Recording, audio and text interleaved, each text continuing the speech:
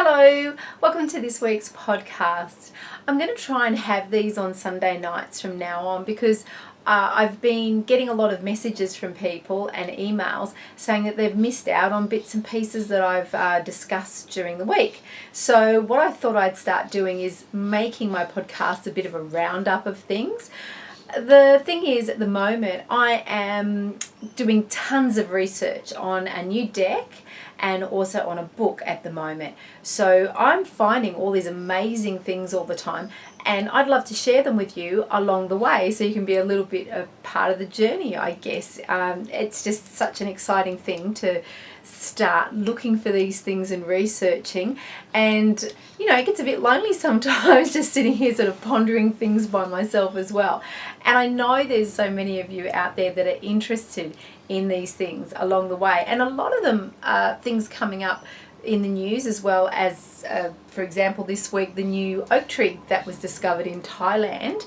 That's fascinating, and I really don't want to keep that sort of thing all to myself until this publication comes out sort of next year sometime. So I'd rather share those bits and pieces along the way with you, because I know the whole reason that you're sort of sharing with me and popping in and saying hello during these podcast times is because we share a common interest. So that's what I'm going to endeavour to do as I'm shaping this whole podcast entity together. I have touched on meditations before, and they've been so popular. And the flower, which one did we do? The heart and the rose meditation, the healing heart one we did. That was the first one I did. It was a couple of months ago now. That was really, really popular. I know, because I can see how many times it's been downloaded. And I know I've promised for a few weeks now that I would do one on all the chakras, and that's what I've done this week for you. So you're quite welcome to download that and keep it and share it. That's all fine. Now, how does it all work with flowers? Well, the thing is, flowers are connected with everything because they're part of everything. They're part of the all, they're part of nature, they're part of us, they're a connection. So naturally, there is going to be a connection energetically with our chakras and with flowers. And it's just a matter of working out which flowers are connected energetically. And it won't be because of the colour. The colour can connect on a certain level, but more so it's the energetic qualities. And there's more than one flower. There's lots of flowers. And once you start doing some research into the energetic qualities of flowers and feeling them for yourself and sort of trying them on for size, I guess, you'll work out which ones work best for you, even with chakras. These would be the ones I've selected for you in your meditation. These would be the strongest ones, the ones that I selected because they've got a very strong energetic profile with each of the sort of profiles of the chakras, but also they're very universal. So I selected them because I thought that most people would know what they were, so they'd have an understanding.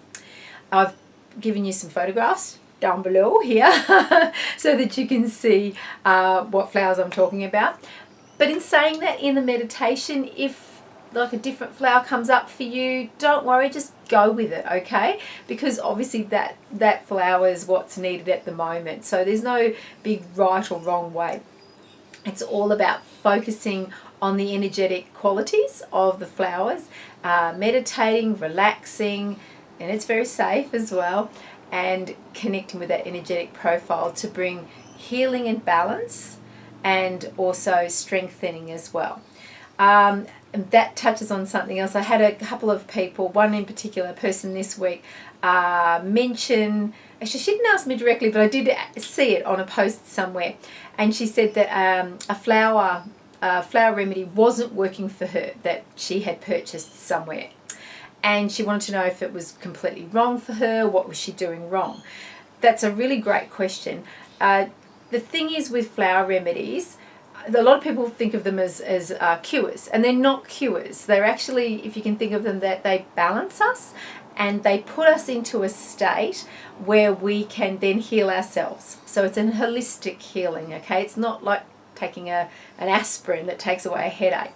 So if we approach it with the sort of feeling that we're going to have this cure-all pill because we take Rescue Remedy and it's going to stop us being scared, it's sort of very counterproductive.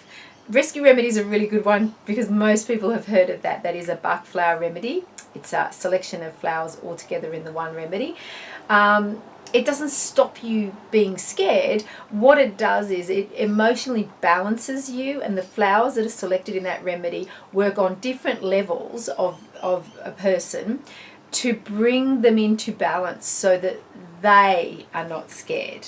Okay, so it's a self-healing, holistic remedy. That's how they all work.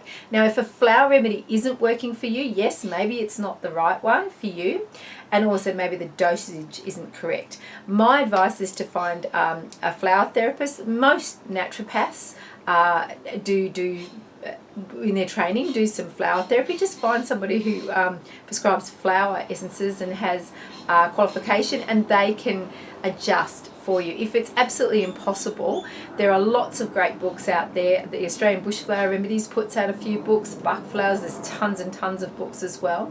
I highly recommend both of those sort of lines of books when it comes to flower therapies, and have a look at them because they actually do have chapters. I'm looking over at my bookcase, that they do actually have chapters on dosages and prescription. You can't overdose. And the other question was, can I take this with my prescription medicines? Yes, you can. There is alcohol in a few of them to preserve them, so that's the only thing, the very small amount just to preserve them. So that's the only thing that you have to be concerned about. But with all of them, take them 15 minutes, sort of with 15 minutes either side of any eating, drinking or taking any other medications, so they don't interrupt the flower remedy working. So there's no contraindications with medications. They're not going to have a negative influence or a bad side effect at all.